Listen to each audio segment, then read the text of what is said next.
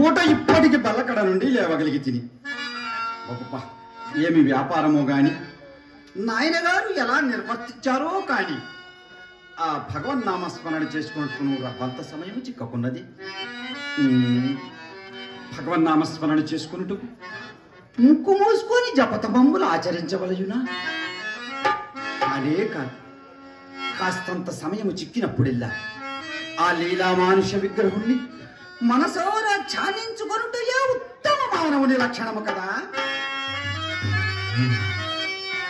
కృష్ణ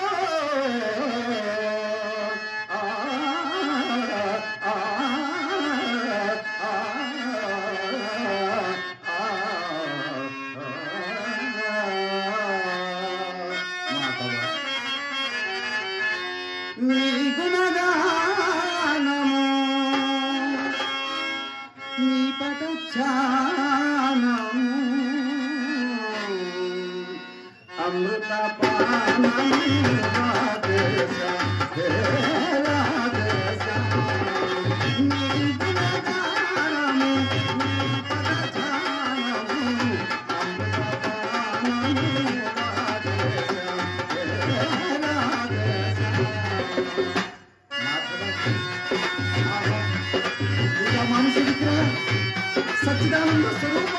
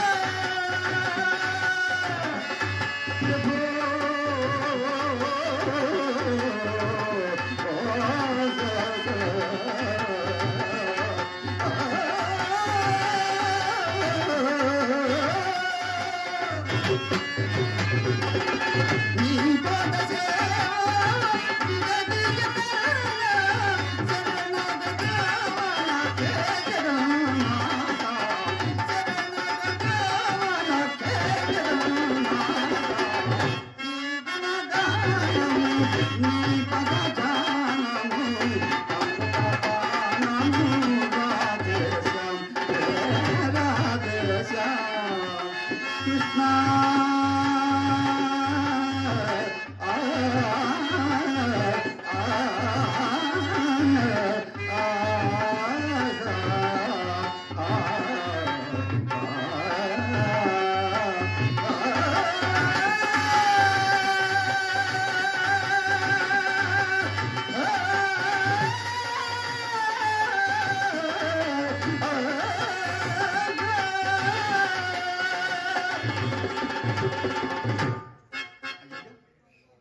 కాలాతీతమవుతున్నది.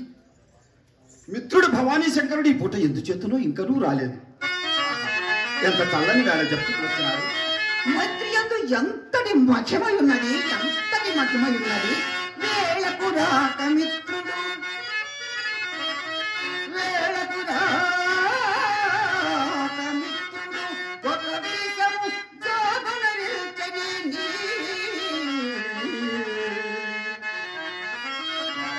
కాలిన పిల్లి పోయ మరి గంతులు వేయుచు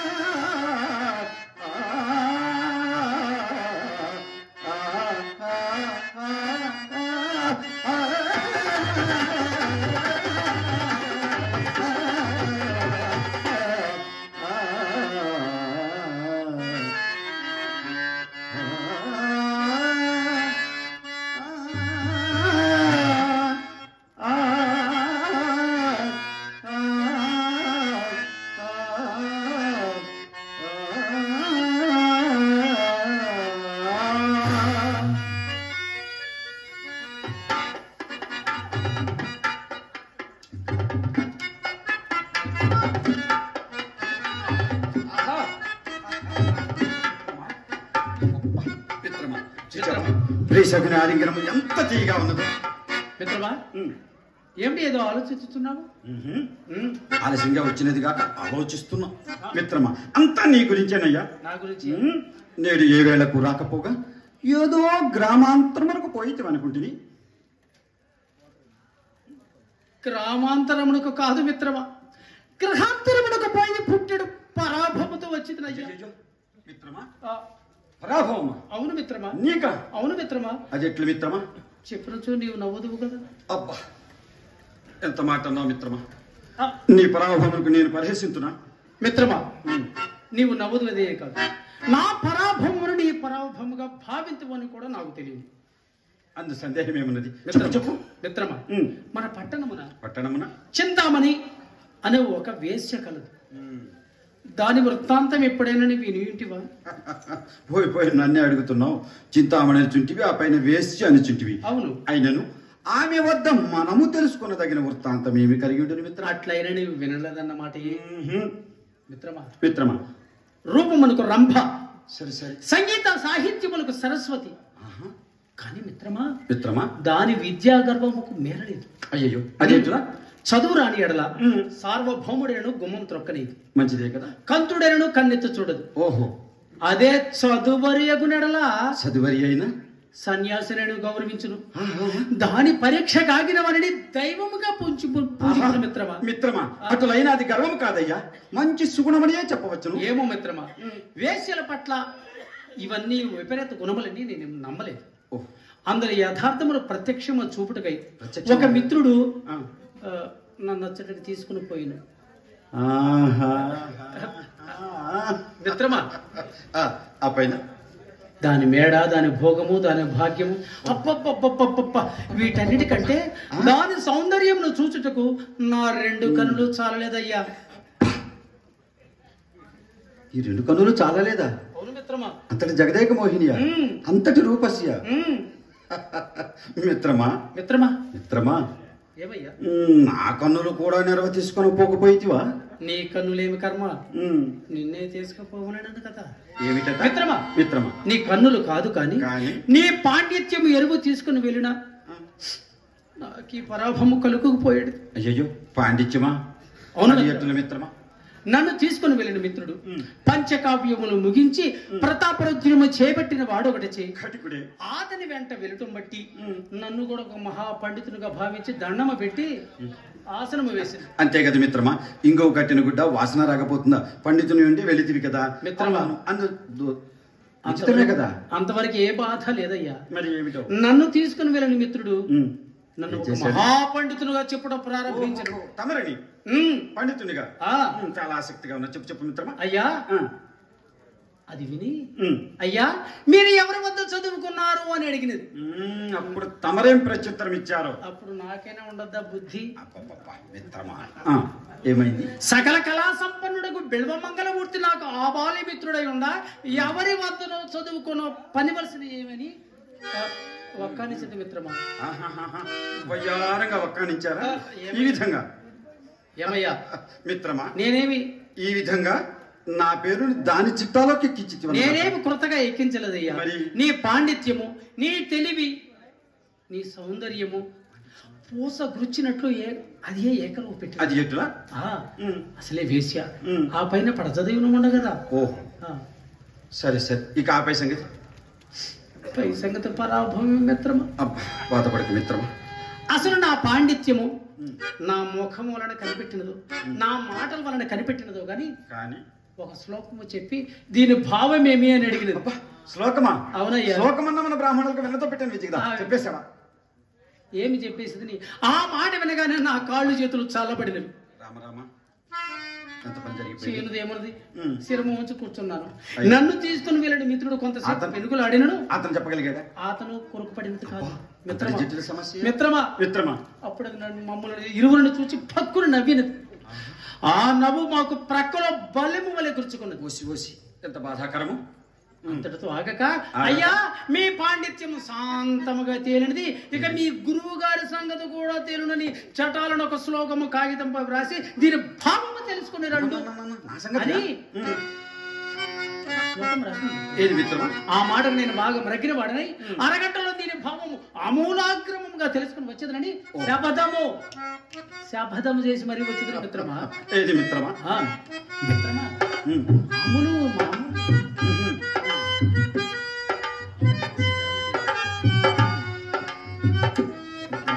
ఏంటయ్యా ఎంత చక్కని చాటు రాసినది, ఎంత చక్కని శ్లోకం రాసినది. అవునా? వృక్షాగ్రవాసి వృక్షాగ్రవాసి నచ పక్షిరాజగా చర్మాంగధారీ నచ సోమయాజికి త్రినేత్రధారీ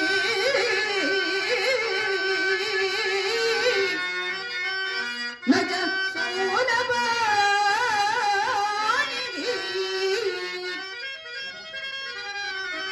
జలం ధరిత్రీ నకటో నమేకదా. మిత్రమా ఏమిటయ్యా?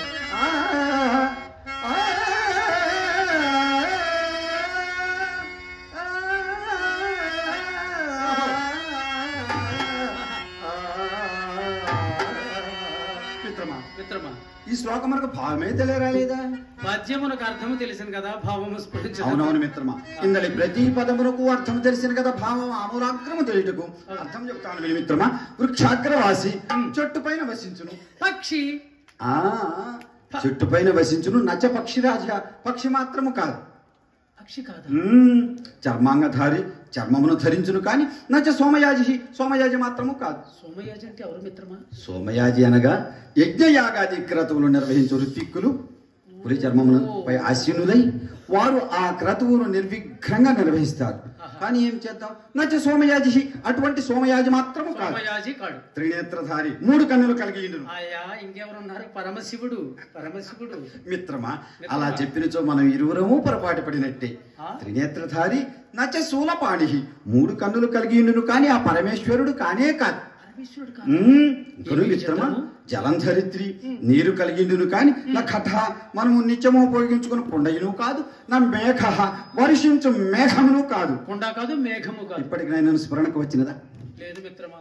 ఇప్పటికి ఇప్పుడు కూడా ఇనుప గుగ్గిళ్ళ వలె ఉన్నవి. మిత్రమా ఏమిటయ్యా?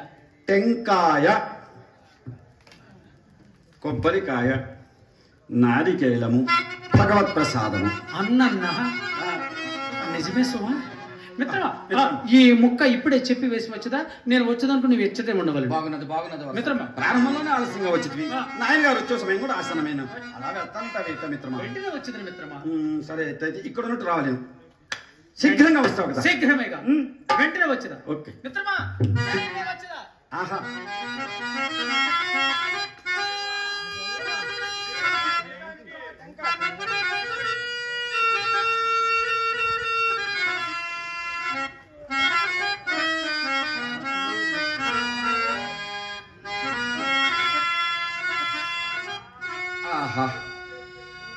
సాయం సమయం ఎంత సమ్మోదకరమగునున్నది, ఎంత సమ్మోదకరమగునున్నది.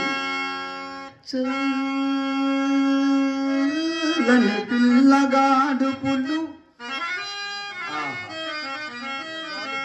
చల్లని పిల్లగాడు పుల్లు చక్కగా విచ్చిన పూలు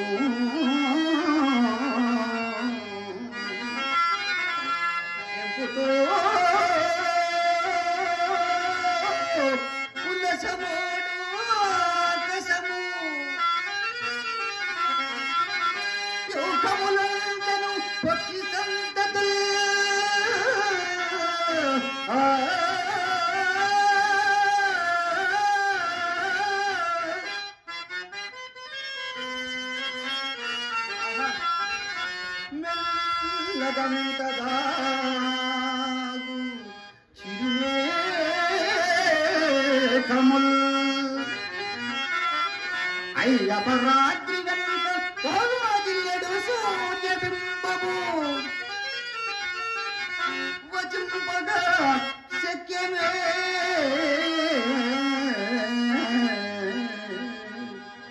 సంచరించే సంపద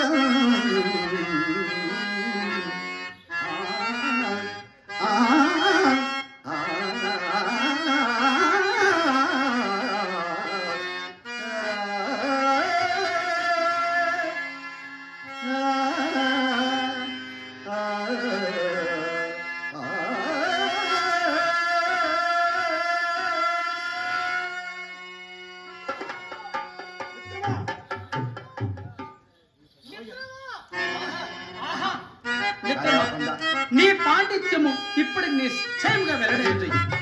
ఈ కోటీశ్వరులు కొమ్మ చుట్టూ తిరిగిన లెక్కసేని చింతామణి నీవు చెప్పిన శ్లోక భావం వినగానే మిత్రమా, నీవు చెక్కిన శ్లోక భావం వినగానే నా ఎందుకు కుక్కవలి వచ్చినదయ్యా.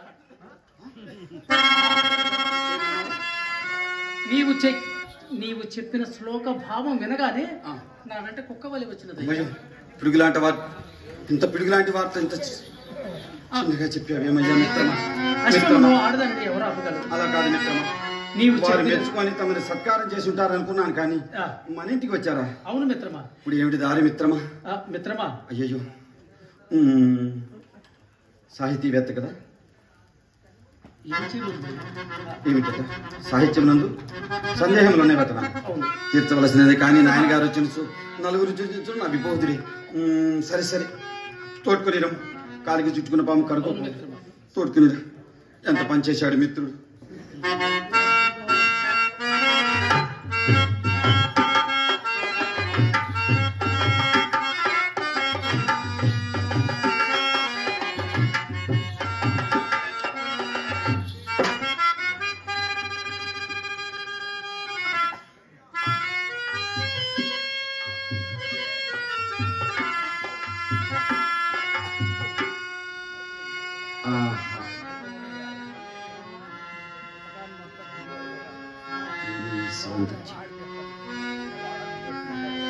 ఏమీ జగన్మోహనాకారం,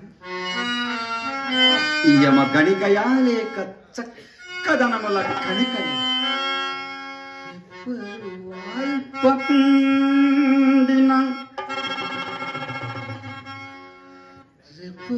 వాల్పకుండిన చరిత్రిని పాదముంతకుండిన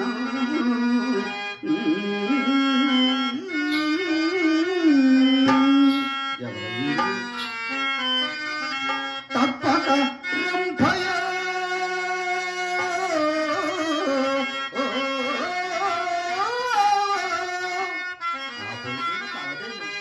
మరి కృతాదియ మేనకయ అటంచు కప్పుర గంతి పట్ల కప్పుర గంధి పట్ల ప్రేమ కలగకపోవునే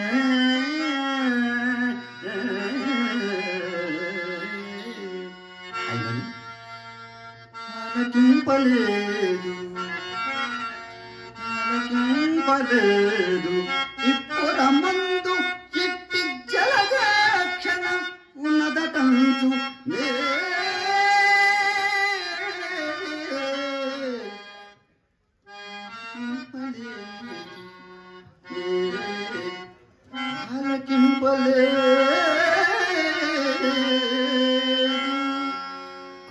ఆహా, ఈ జగన్మోహన మూర్తిని మరలా ఎంత కాలములకు నేను చూడగలిగితే. వికచ పద్మంబులీముకు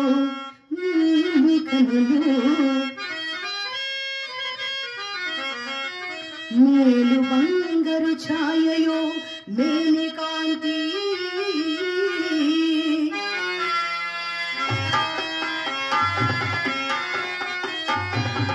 ఇట్టి సౌందర్యమూర్తిగాంచని నాదు జన్మ ఒక జన్మమే.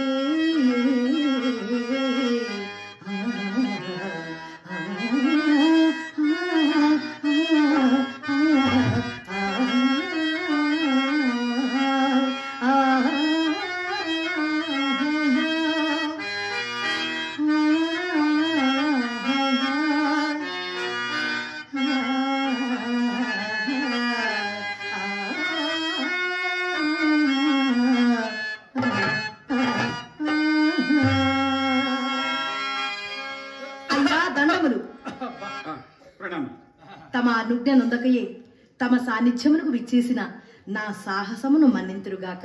దానికేమి, మీనురు విద్యావేత్తలు కదా, అవునవును. ఆ సీనులు కండి.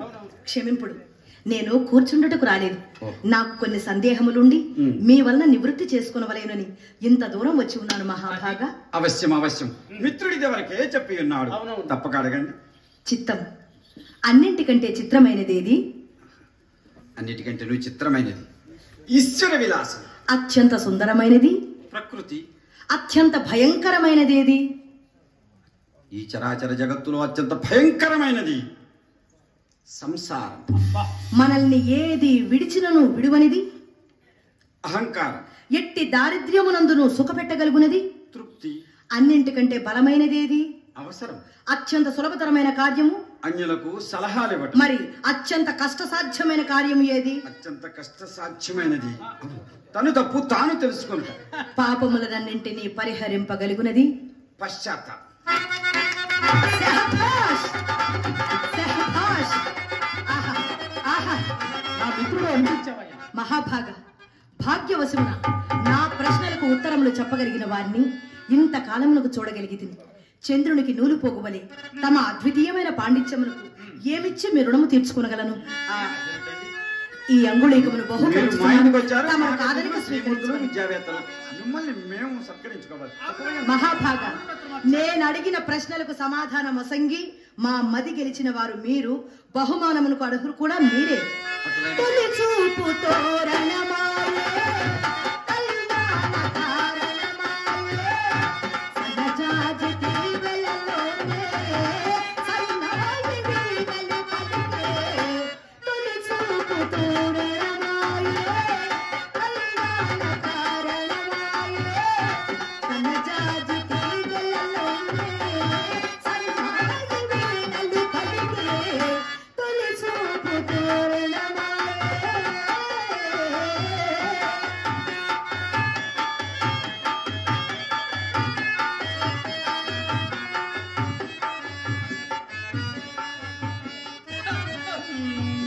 మిత్రమా, ఏమిటో బడి తప్పుడు వెళ్తున్నదయ్యా? అవునయ్యా, బండి బండి బండి వచ్చింది. నాయనగారు వచ్చారేమో, ఆ, మనకంటేనేమో. చూసి వచ్చాను. చూసిరావయ్య మిత్రమా. ఊహలు గుసగుసలాడే, నా హృదయము గిసలాడే. ఊహలు గుసగుసలాడే, నా హృదయము గిసలాడే. వలదన్నది మనసు, తననైనన్నే తలచు.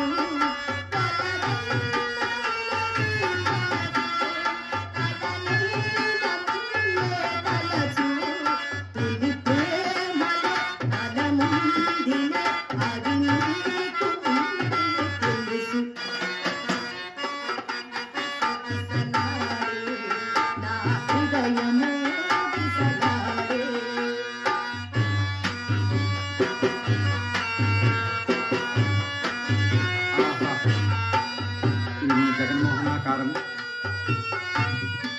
ఎంతటి రూపసి, వింటాము. మిత్రమా, కొంప మునిగినదయ్యా. మీ నాయనగారు వచ్చినారు, మీ నాయనగారే వచ్చినారు. స్వయముగా మీ నాయనగారే వచ్చినారు. అవునయ్యా, అవునయ్యా, మనవండి. ఇప్పుడు ఏదైనా ఒక పోయం ఆలోచించవయ్యా. ఏం లేదు. సరే సరే, నేను చెప్తాను చూడు మిత్రమా. చింతామణి గారిని పెరటి ద్వారం గుండా తీసుకుని పొమ్ము. ప్రధాన ద్వారం గుండా వెళ్ళి నాయన గారికి నేను స్వాగతం పలుకుతానయ్యా. అలా చేయండి. అలా చేస్తావు కదా మిత్రమా. చింతామణి గారు, చెప్పండి. ఈ అనివార్య అంతరాయం మనకు అన్యదా భావించరు కదా. ఎంత మాట! దీని వలన పునర్దర్శన లాభమునకు అవకాశం ఏర్పడినది కదా. అవశ్యం అవశ్యం.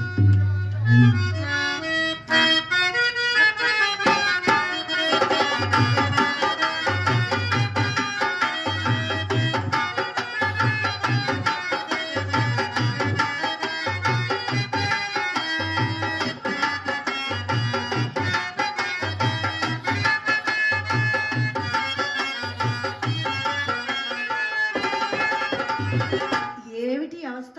జారిపోతుంది. అది జారితే ఏమిటి పర్వాలేదు, మరి? వేరే జారితేనే ప్రమాదం. వాటికి ఏ ప్రమాదం లేదుగా. ఏమిటి ఇదంతయు అంతా నటనే? ఆ మాత్రం చూడకుండానే ఈ మాత్రం ఊపకుండానే 40 లక్షలు తేరగా వస్తాయటండి. నా ప్రేమంతా మీ మీదే, మర్చిపోయావా? పొట్టు ఇదిగో పట్టు, పద. వాళ్ళ నాన్నగారు వచ్చి అక్కడ వేచి ఉంటారు. మనం ఇక్కడ ఉన్న పద్ధతి కాదు. అలాగే కళాభిమానులు, ఎన్టీఆర్ జిల్లా, చంద్రలపాడు మండలం